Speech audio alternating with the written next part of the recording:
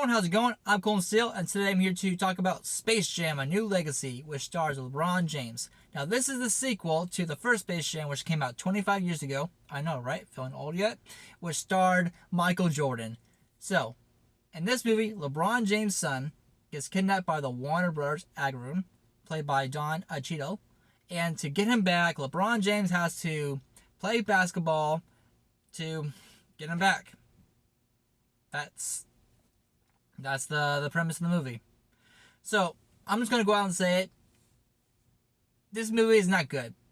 It's not. In fact, by watching the trailers and the clips, I knew this wasn't going to be a good movie. But yet, I wanted to see the Looney Tunes, so I watched it. And surprisingly, I enjoyed it. Now, I enjoyed it at first. For the first 27 minutes, it was really hard to get through. The first 10 seconds, I was like, oh boy, here we go. But after the Looney Tunes were introduced, 27 minutes into the movie. Yeah, 27 minutes in the movie. It's a 2-hour movie.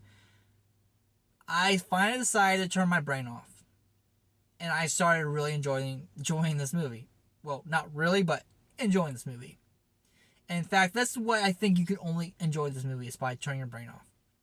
Now, I know it's hard for some people. My mom's one of those people too, where it's hard for them to turn the brain off while watching a movie. And honestly, you can't enjoy this movie any other way. This movie is not good. The story is not good.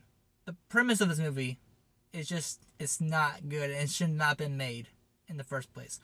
LeBron James' ego is just praised on a pedestal to a whole nother level. Apparently, he's the best basketball player of the decade, according to this movie.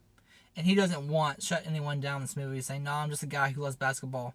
When everyone's saying, oh, you're the best basketball player, you're the best basketball player. It's like, nah.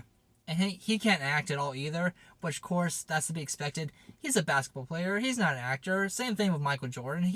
Michael Jordan wasn't an actor either. He's a basketball player. So, shouldn't expect them to be good. But everyone else in this movie was very phoning it in, except LeBron's son. He seemed like the only one that was really trying. Everyone else, they were there for a paycheck. They knew what they were there for. So, the Looney Tunes. The Looney Tunes actually were entertaining to watch. There were a few cringy parts, and some were released on YouTube, and thankfully, those were the cringiest parts. Especially Porky rapping. Yeah, that was very unique. Yeah, and not in a good way. But other than that, the scenarios the Looney Tunes were put in, it's cool, it's fun. My problem with it though is the Looney Tunes really don't have any business of being in the movie. Yeah. In the first one, the Looney Tunes needed Michael Jordan to help them win the basketball game, or else they were going to be enslaved by aliens. In this movie, LeBron James doesn't need the Looney Tunes to get his son back. LeBron James could choose any Warner Brothers character that he wants on his team to beat Don Cheadle. But Bugs Bunny, who runs into him, pretty much convinces him to recruit the Looney Tunes.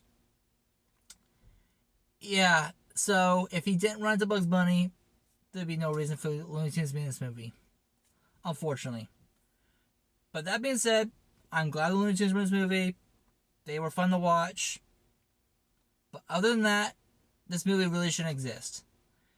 So, you know how the ending's going to go miles away. And the basketball game was actually pretty entertaining to watch. And it was actually pretty cool seeing all the Warner Bros.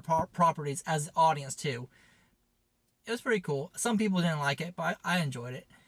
So, I'll say in the end, guys, overall, if you're the kind of person who can't turn your brain off to watch a movie, I get that.